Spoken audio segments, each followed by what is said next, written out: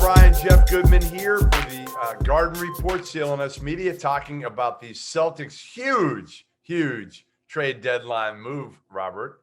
And they picked up a pretty good piece. I'm not saying it's huge, okay? So that's a little bit of sarcasm, but I do think this is going to help out the second unit and a guy that can score the basketball. Monsieur Fournier, il n'est pas un étoile, mais c'est un homme formidable qui, avec le 3, on peut faire le 3. Et je suis content. Intéressant, oui, monsieur. I don't know if I need a translation. That means Evan Fournier can shoot the basketball, right? Shoot the 3. I say he's not a star, of course. Not that, but he helps. It's an addition. He helps. And by the way, in the first time in the history of the Boston Celtics, which began in 1946, they have traded a German for a Frenchman. Just consider that. You heard it here first. Okay. We got it. Daniel Theis gone in a separate move, I believe. No, but people were, lighting candles, I think, that it would be Aaron Gordon, obviously not. But I think they need this kid. He's not a kid, but I think there's more of a need for Fournier than there is for Aaron Gordon. Aaron Gordon, I know he's gotten better shooting the basketball, but that's not what he is. Okay. To me, Aaron Gordon's still more of like an undersized 4 who plays his ass off. He's tough. He's athletic. This guy can come in, and I talked to an NBA player who's played with him. Mm-hmm. And the scouting report he gave me is he'll be great in the second unit because he can really score the ball. He's decent defensively, not great, but not bad by any means, and a great locker room guy. How many times have you heard me say they need a guy who puts down on his income tax under occupation registered jump shooter? Or they need somebody who provides some instant defense. Right. And we know how impotent the second unit scoring has been this year. Yes. For a variety of reasons. Part of the trickle down of not having Smart and all that. But the fact is, Danny didn't go out and get anybody that Pardon. He drafted in the 14th pick of the draft. He drafted a guy that many people thought was the best shooter in the draft. A 52 not ready though. Not ready. It takes time. No, he's ahead of who knew that the guy would be readier to play NBA defense than he was readier to play NBA offense. Who knew? And he did very well with Pritchard, who, by the way, now that they have traded Jeff Teague, is ensconced and is set. You're the man. You're going to get you're a rotation. Yep. You know what your job is and how often you're going to play. And, there's no sharing here. He's the man. He's the point. He's the third guard. He's the backup. Listen, this guy comes in. I mean, look at the numbers over the last 5 years. Now, I know it's not on a good Orlando team, but 17.2, 17.8, 15.1, 18.5. And this year he's averaging 19.7 points over the first 26 games. Like, how much better are you going to do without having to give up one of your big 4? You're not. I totally agree. And, now some people are picking it apart that they think that, they don't know who he is. I know about the trade exception thing. That $28.5 million trade exception, not gone, but some people are saying, well, they should have gotten better, with the trade exception. Well, but you disagree. That's great. No, I think Danny did fine. I do too. I think now you'll see. Now, again, how much does this help?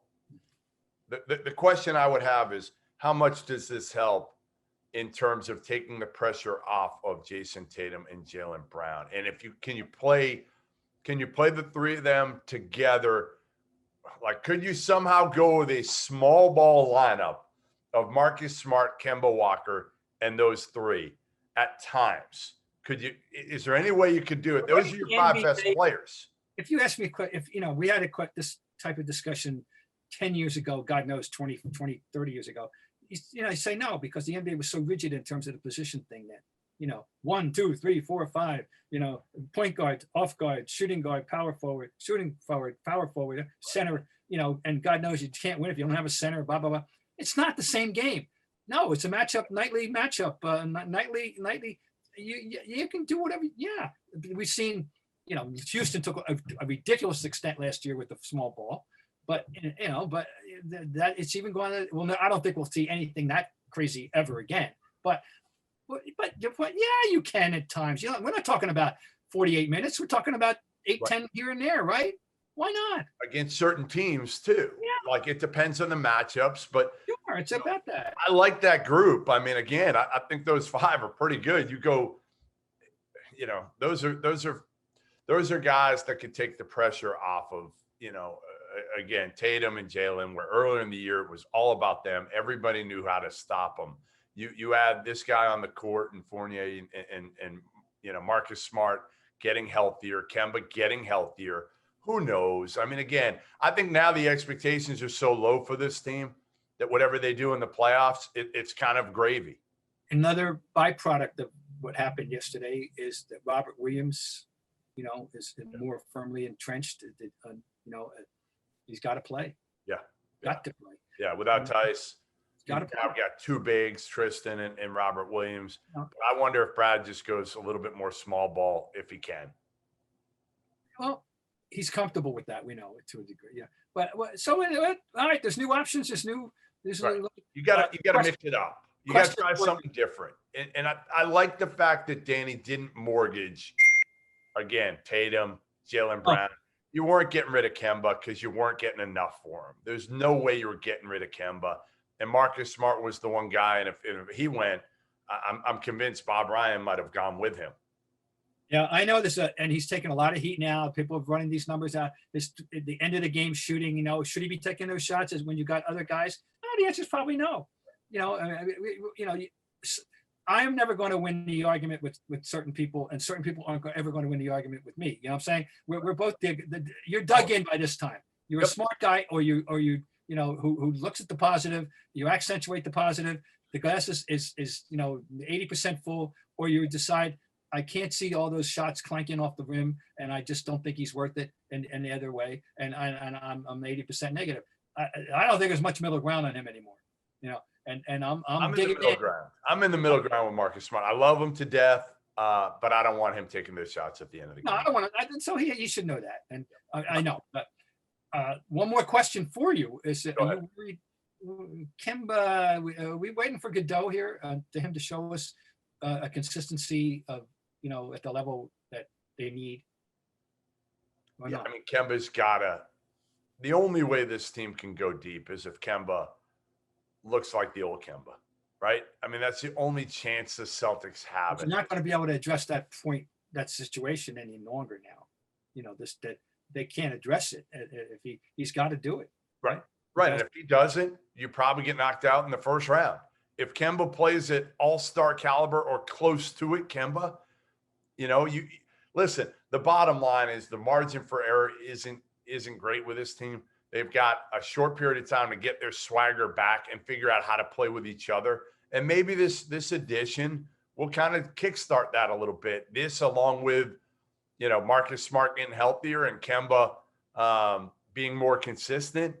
A lot has to happen here. They're certainly not at the level of, the Nets, Philly, Milwaukee. They're not there. It's going to take some luck. The one thing I'll say is this year is such a different year. Who knows what can happen come postseason? So. I know there's so many. It is totally different. Well, but I just have one more closing thing to say. Bienvenue, Monsieur Fournier. So, love it. There you have it. Bob Ryan is excited about the newest Boston Celtic. CLNS Media, The Garden Report. Jeff Goodman, Bob Ryan. We'll see you next week.